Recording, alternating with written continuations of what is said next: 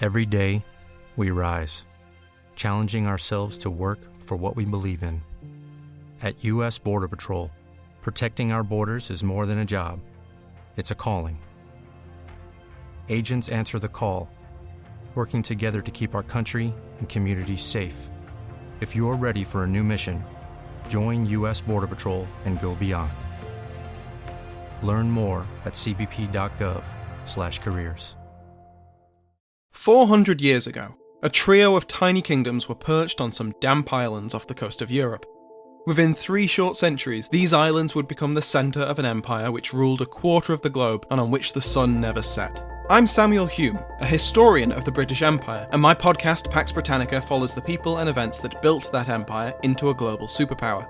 Learn the history of the British Empire by listening to Pax Britannica everywhere you find your podcasts, or go to pod.link/pax. Hi everyone, this is Scott. If you're a fan of the ancient world, please support the Patreon page at patreon.com/theancientworld. And remember to like the Facebook page at facebook.com/ancientworldpodcast. Thanks again for listening.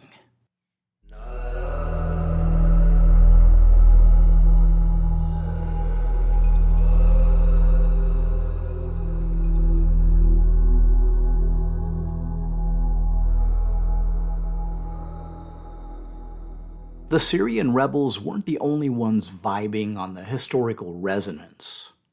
As historian Mordecai Kogan notes, the legend of Qarqar was very much on the minds of the scribes of Sargon II, and therefore likely of the king himself, when they wrote the account of the battle, or at least of its aftermath.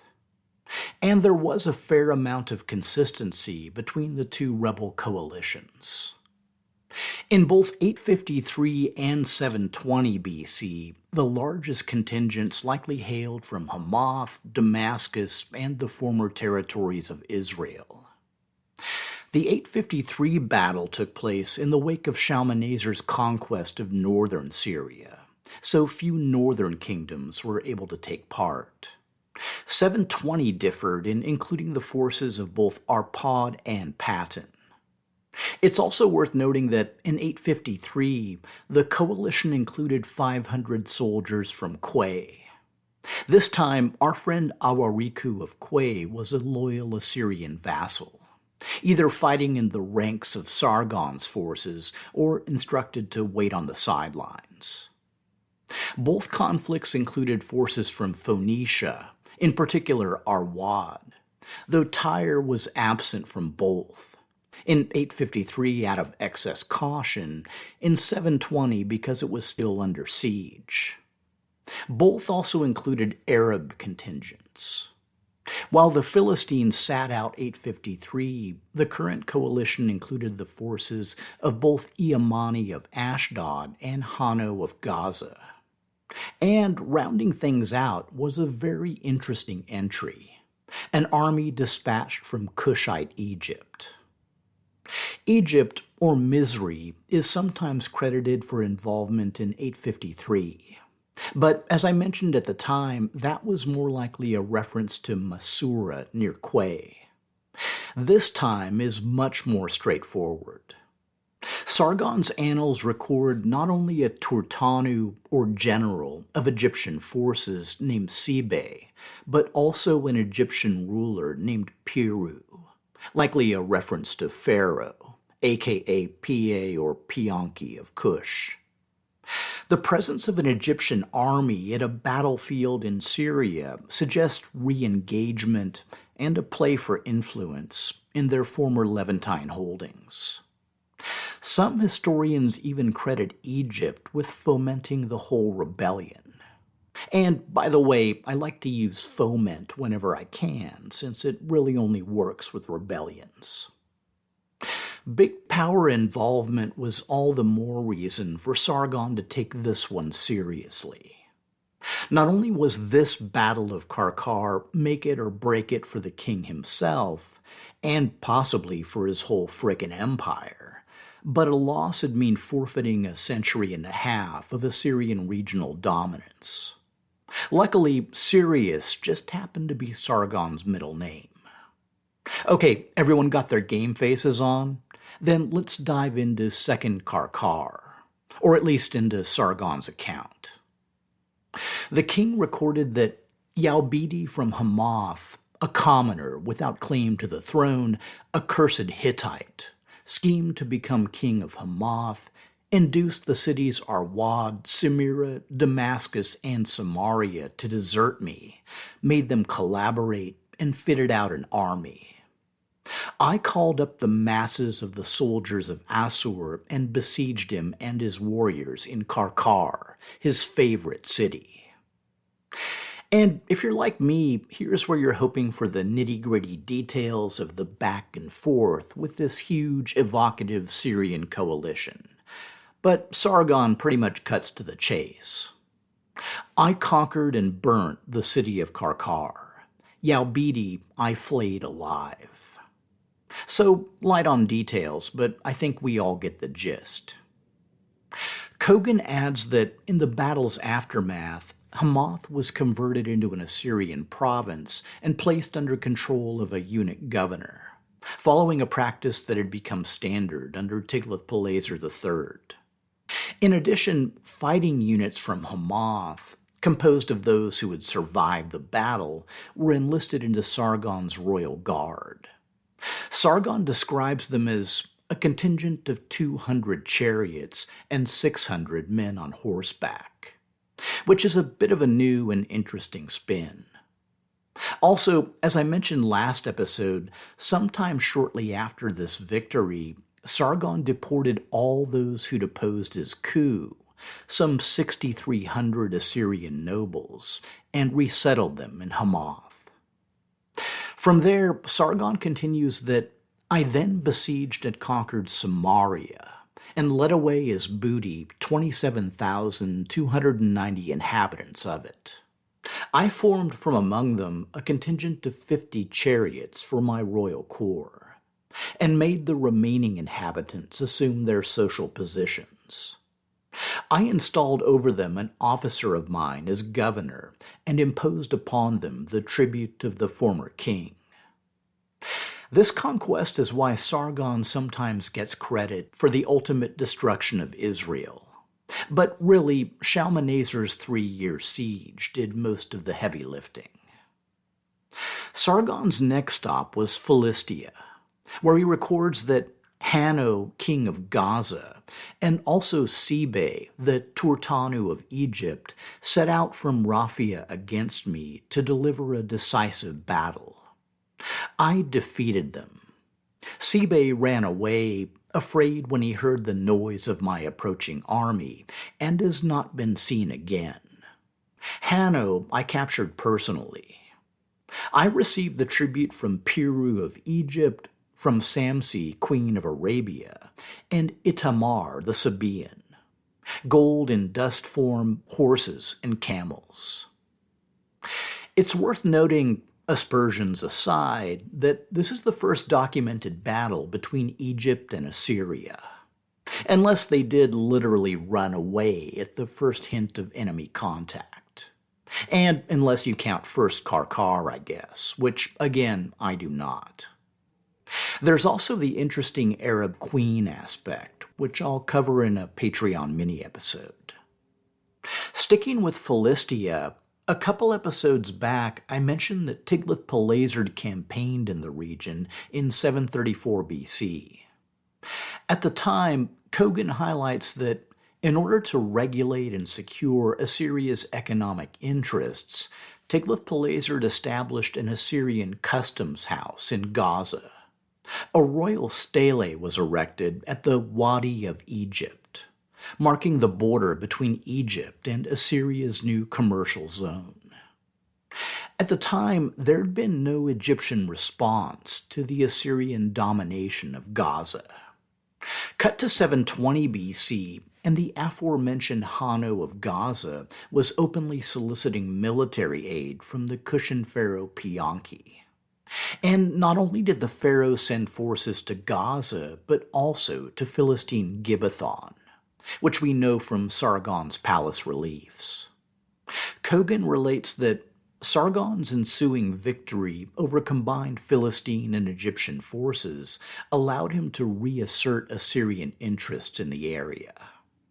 In an inscription, the king recorded that I opened the sealed port of Egypt and let the people of Assyria and Egypt mingle together and had them trade with each other, which at least sounds a bit more flexible than Tiglath-Pileser's policy.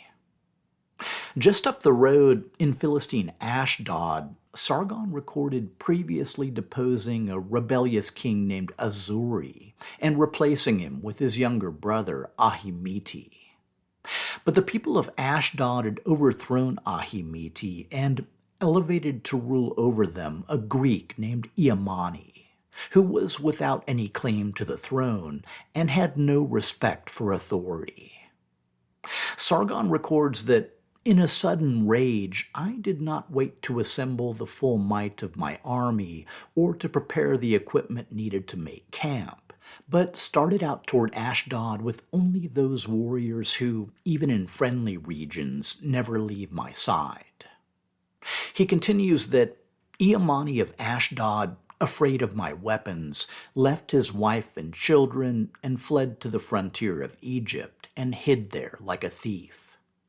I installed an officer of mine as governor over his entire large country and its prosperous inhabitants, thus again aggrandizing the territory belonging to Assur, the king of the gods. The terror-inspiring glamour of Assur, my lord, overpowered the king of Egypt, and he threw Iamani in fetters on hands and feet and sent him to me in Assyria. Likely a peace gesture by the chastised pharaoh, who was probably also grateful for the resumption of trade. Some of you may have noticed that we jumped right down from Samaria, Israel, to the Philistine cities without any stop-off in Judah, which may mean that there was no conflict there, i.e. Judah remained loyal. Or it may mean that Judah's part in the Syrian rebellion is only referred to tangentially. We know that Hezekiah had succeeded his father Ahaz in 727 BC, and had likely remained a tributary under Shalmaneser V. But his role under Sargon II is less well defined. As Kogan notes, there is no direct reference to Hezekiah or the kingdom of Judah in any of the texts concerning the events of 720. But in a short inscription from 716, Sargon called himself subduer of the land of Judah, whose place is far off. Kogan argues that the revolt of 720 BC, with Judah surrounded on all sides by Assyrian subjects in rebellion, was the perfect setting for Hezekiah to go back on his vassal obligations. And, if so, to be forced right back into vassalage. I assume that everyone's getting the gist, but yeah, the rebels defeated, the West subdued, and the Neo-Assyrian Empire saved. Yay! I guess. As Sargon sums up, the rebels I killed in their cities and established again peace and harmony. Because y'all know that our friend Sargon is all about the peace. We don't have any details about Arpad or Patton except for the erection of boundary stones, which, in Patton's case, implies they'd been part of the rebellion. But both were clearly reprovincialized. Historian Trevor Bryce quotes a biblical passage where the later king Sennacherib's Rabshakeh taunts besieged Jerusalemites by asking them, "Where are the gods of Hamath and Arpad? Has the god of any nation ever delivered his land from the hand of the king of Assyria?" Which might refer to the reconquest of Arpad by Sennacherib's father, Sargon II. Tyre is a bit of an interesting mystery. According to Kogan, the rebellion in Tyre likely continued into the first years of the reign of Sargon. But how and when Matan II made peace with Sargon is not reported. Working relations between Tyre and Assyria must have been restored by 715, because in that year Sargon claims that he brought relief to Tyre and Quay from the sea-marauding Ionians. After which, as far as we know, there was no more trouble with Tyre. The following year, 719, Sargon turned his attention to the lands of the upper Euphrates. There's no record of either Pisiri of Carchemish or Muwatalli of Kuma joining the rebellion. But the kingdom of Malachia was another story. After siding with Urartu back in 743, the kingdom had remained an Assyrian vassal through the rest of Tiglath-Pileser's and likely Shalmaneser's reign. But in 720, their current king Gunzianu had joined the Syrian revolt. In 719, Sargon II gave him the boot and elevated a figure named Tarhu-Nazi. The next year, 718, Sargon was forced to deal with events in central Anatolia. At roughly the same time as Sargon's coup, around 722 BC, King Gordius of Phrygia had passed away and been succeeded by his son, King Meti, better known to us as King Midas. King, of course, being the conventional title. According to Bryce, an inscription found at a Phrygian stronghold refers to Midas as Lavagetes and Vanex or Wanex, which, interestingly, recall the similarly titled highest-ranking officials in the former Mycenaean world. One of Midas's first acts as Wanex was commissioning a tomb for his father. As Bryce notes, Gordian's burial grounds, located outside the city walls, eventually held approximately 140 Phrygian graves. These were typically wooden, flat-roofed chambers built into rectangular pits sunk into the ground, then covered with mounds, or tumuli, of rocks and earth. The largest of the tombs is still 53 meters high, even after erosion, and almost 300 meters in diameter. When discovered, it was equipped with a wide range of funerary gifts, including wooden furniture, bronze cauldrons, and studded leather belts. The body of the deceased, a man in his 60s, was found in situ laid out on a bier. Dating of the juniper logs in the tomb suggests a date of roughly 740 BC, or just before Midas's reign began. This makes it likely that the tomb and the body found within it is that of Midas's father, King Gordius. As I previewed earlier, Midas would leverage his father's groundwork as a springboard for Phrygian expansion to both the west and the east. The lands along Phrygia's western frontiers were held by Archaic-era Greeks, which is a useful term for Greeks living sometime between the fall of Mycenae and the coming Classical era. As we mentioned a few episodes back, the Greeks of northwestern Anatolia were organized into two main groups: the Aeolians of the Troad, now known as Aeolus, and just to their south, the 12 Greek cities of the Pan-Ionium, also known as the Ionian League, under the leadership of Miletus. Midas used violence sparingly, if at all, in his push toward the Aegean coast. Instead, like the later King Croesus of Lydia, he relied more on intimidation and lavish bribes to extend his kingdom's influence. Which brings me to a fat digression I've just decided to make, so please find a comfortable chair. So, I discussed way back in episodes C2 and C4 that any historical basis for the Trojan War likely stems from an early 13th century conflict between Muwatalli II and Piama Radu combined with an early 12th century Sea Peoples raid on Walusa.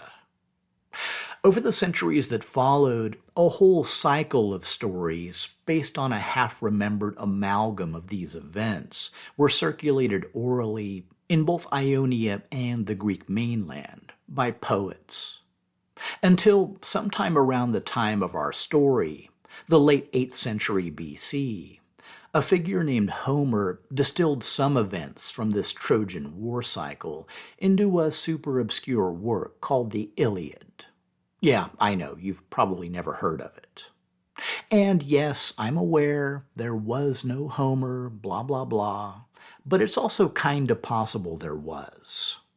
Either way, it doesn't really affect my point, which is that for some reason, the Phrygians were given a role in the Iliad as Trojan allies, even though they totally weren't even a thing until right about now. The Greeks also developed a later legend about King Midas, especially his love for gold, with everything he touched turning into it. In another Greek legend, Midas was punished for his decision to favor Pan over Apollo in a musical contest by being endowed with a pair of donkey ears. Bryce suggests that some aspects of the real Midas's character may lie behind the figure of legend. A wealthy foreign ruler who bought his way into Greek culture may have led to his Greek portrayal as a barbarian king obsessed with gold and with horribly questionable judgment.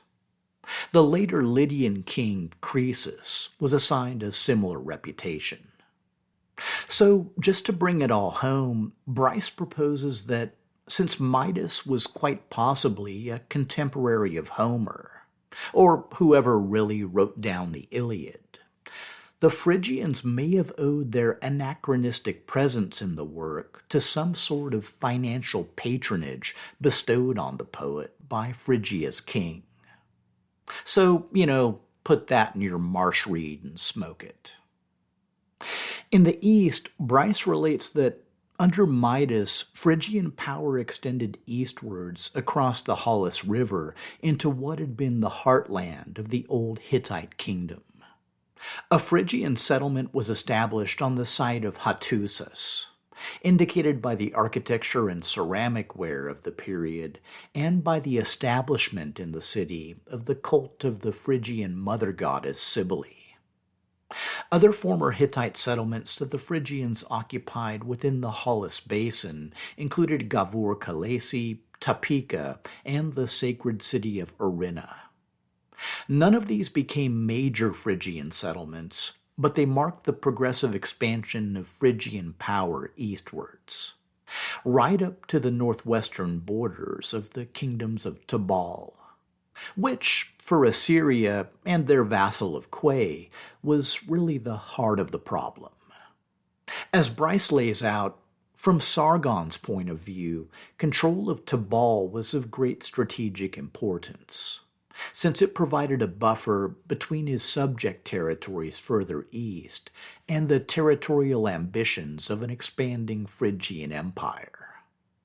From the Phrygian point of view, control of Tabal was equally important, to counter the fear of an ever westward expansion of an ambitious Assyrian king.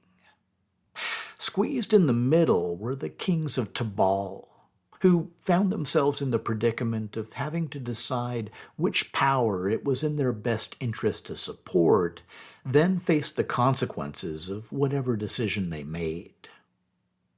As I mentioned last episode, Tabal was split into 5 main kingdoms: Tabal proper, Atuna, Hupishna, Shinutu, and Tuwana, with Tuwana basically bordering on Quay. And again, I've posted a brand new map to help keep things straight. As you can see from the map, Atuna and Shinutu were the westernmost Tabalian kingdoms, and therefore under the greatest pressure. And it's likely via contacts with neighboring Tuwana that our friend Awariku of Quay got the news that Kaya of Shinutu had broken down and thrown in his lot with King Midas. Awariku also learned from Assyrian sources that Sargon was paying attention. As the king records, in my fourth regnal year, Kaya of the city Shanutu disregarded the treaty sworn by the great gods and became dilatory about delivering his tribute. I raised my hand to the gods, my lords, overwhelmed his royal city Shanutu like a fog, and counted him as booty. Together with his fighting men, his wife, his sons, his daughters, his property and possessions, the treasure of his palace, along with 7,350 people of his land. The neighboring kingdom of Atuna, who'd stayed loyal, reaped the immediate benefit. I gave Kaya's royal city of Shanutu to Kurti of the land Atuna. But Sargon noted that Kurti was also made responsible for Shanutu's portion of the tribute. While he was in the area, Sargon took one additional action. About 7 years earlier, Shalmaneser V had deposed King Huli of Tabal proper. Well, he'd somehow avoided being flayed alive because in 718, Sargon II put Huli right back on his throne, with his son Ambaris installed as crown prince. Sargon may have felt that after 7 years spent in Assyria, the father had been sufficiently chastised and the son sufficiently Assyrianized that the move could serve to increase stability, particularly in the face of ongoing Phrygian expansion. To sweeten the pot, Sargon also annexed the coastal pirate-infested territory of Halaku and passed it along to Huli as a gift, which also incidentally made life easier for Halaku's neighbor of Quay. And, I'm sure our friend Awariku of Quay got a super nice letter from King Midas of Phrygia, full of lofty praise, some barely concealed threats, and a substantial monetary inducement. But Awariku'd been loyal since he'd first come to power under Tiglath-Pileser III. And now that Sargon was proving his mettle, he saw little reason for change. The equally long-reigning Tarhulara of Gurgum likely had similar thoughts, as did the hyper-loyal Bar Rakib of Samal. In Malachia, Sargon had just installed the new king, Tarhunazi. And just downriver, the extremely faithful Kush-Tashpi of Kuma had been succeeded by his equally faithful son, Muatali. And then, with a very audible sigh, we make our way to the next kingdom along the Euphrates, our old, reliable, series named after city of Carchemish. Before we get to the matter at hand, let's have ourselves a little verbal montage and cue up the mental slideshow. We started things off in episode C1 way back in 1327 BC, when, in the words I used at the time, Carchemish may have been the last Mitanni holdout west of the Euphrates, at least until Suppiluliuma rolled down and captured the city for the Hittites. His son, Piasili, was then made viceroy, founding a line of Hittite great kings that endured right down through the Bronze Age collapse and into the early Iron Age. In the early 10th century, in a transition that's still poorly understood, this original line was gradually eclipsed by a new dynasty of country lords, beginning with Suhi I. It was the later members of this second line, most notably Sangara, who fought in the early Syrian alliances against Shalmaneser III. After Sangara, there was nearly a century of silence before a new dynasty came on the scene, one overseen by the regent Yariri, whom we met in episode C24. Then came Yariri's charge, Kamani, the guy who bought a local fixer-upper city and named it after himself, followed again via cryptic transition by the current ruler, Pisiri, the son of a former royal vizier named Sastura. Bryce flags that in an inscription regarding his royal accession, Pisiri thanks the city goddess Kubaba for causing to embrace me those who were not dear to me, which is a pretty clear code for a disputed transition. Which kinda sorta brings us up to date. These Neo-Hittite kingdoms grow up so fast nowadays. I mean, really, blink and you'll miss it. In continuity with his royal predecessors since the days of Suhi I, Pisiri titled himself both hero and country lord.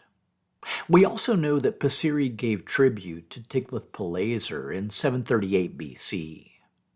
But that was already 2 decades past, and, well, in 717, Sargon received some fairly compromising intelligence.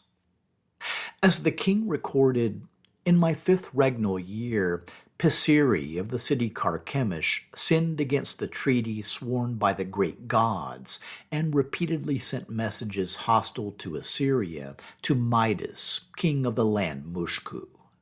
He held me in contempt. Whatever the nature of the correspondence, it was apparently enough to charge, try, and convict Pisiri, at least inside Sargon's head. In response, the king records that I threw Pisiri, together with his family, in iron fetters. I opened his palace, his treasure house. I carried off as booty 10 talents of refined gold and 2,100 talents of silver, along with arhu-copper, tin, iron, elephant hides, elephant ivory, and battle gear. He also records that he took the guilty people among the city Carchemish who had sided with Pisiri, along with their possessions, and brought them to Assyria. I conscripted 50 chariots, 200 cavalry, and 3,000 foot soldiers from among them, and added them to my royal military contingent.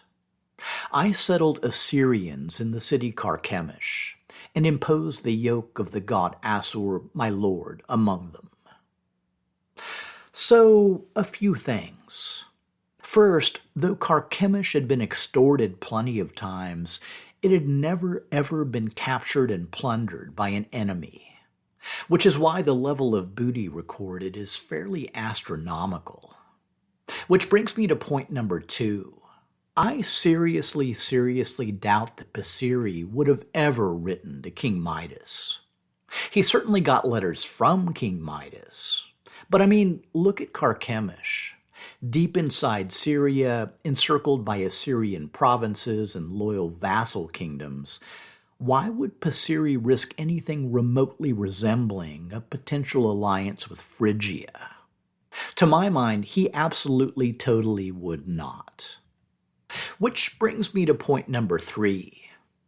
Maybe even more than Ashur-Nasir-Pal II, Sargon really wanted to build himself a bright spanking new showpiece capital. Except instead of calling it Kalhu, he wanted to call his, I don't know, just spitballing here, maybe the Fortress of Sargon? But coming up with the funding may have been tough in the wake of his recent coup. So I think he ginned up a flat-out lie and dared anyone to call him on it. Regardless of its justification, it's undisputed that the conquest of Carchemish was directly responsible for funding the construction of Dur Sharukin, on which work began, coincidentally, in the same year Carchemish was taken. According to historian Niccolo Marchetti, over the next decade, Sargon adapted the royal palace, originally built by the country lord Katua, to make it his own. A baked brick from the revamped structure marked it as the Palace of Sargon, king of the world, king of Assyria. The courtyard was repaved in a new design, and the internal stone palace reliefs were removed or covered.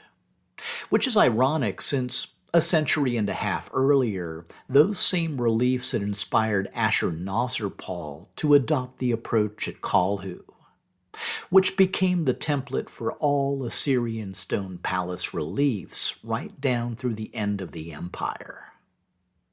A recent article by Marzia Kavariani and colleagues highlights Sargon's installation of botanical gardens at Carchemish, as well as the on-site performance of ritual ceremonies usually reserved for the capital. They argue that, to all appearances, Sargon aimed at making Carchemish a sort of western capital of Assyria, from which to control and administer the western territories of the empire. In the same way that his new capital of Dur-Sharrukin was meant to supplant Kalhu, Carchemish was meant to do the same to Car-Shalmaneser. Though, as the fates would unfold, neither would end up being the case. Before we bid farewell to Carchemish, I wanted to highlight two more items. First, after the conquest of their empire in 605, Assyrian remnants regrouped in Carchemish, tried to enlist the aid of Egypt, and made their last stand against the Medes. So Carchemish is also technically the spot where the Assyrian Empire died. After which, the site lay untouched for the next few millennia, until, in the early 1900s, it was excavated by a team that included both Leonard Woolley, the future excavator of Ur, and T.E. Lawrence, the future Lawrence of Arabia. There's an amazing picture of the two of them flanking a Neo-Hittite slab. I'll post it for you. So, full disclosure, I originally planned to wrap the series with the fall of Hittite Carchemish, since I started things off with the Hittite conquest of Carchemish. But along the way, I decided that there's a bit more story I wanted to tell, and also a little something new I wanted to try with the final episode. So, lucky for you, you get 2 more full episodes. Next time, it's back to the kingdom of Urartu, to look at developments since Tiglath-Pileser's last campaign and pave the way for Sargon II's most famous accomplishment: the Assyrian conquest of Musasir, stronghold of the Urartian god Haldi. Next time on The Ancient World.